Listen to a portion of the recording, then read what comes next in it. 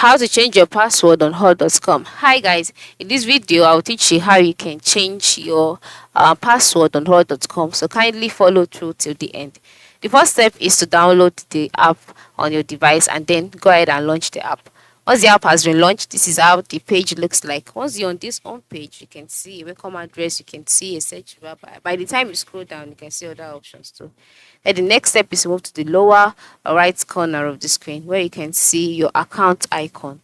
Click on it. And then once you're done clicking on it, you'll be brought to the page where you'll see details, or you'll see a menu displaying options like personal details, work details, bank cards, advanced settings, help and legal information, logout. So just click on advanced settings.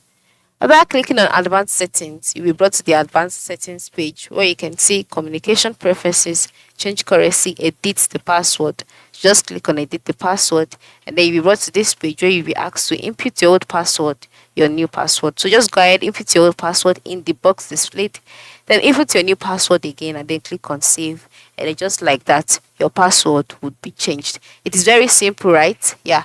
Ensure you try it out today. Thanks for watching.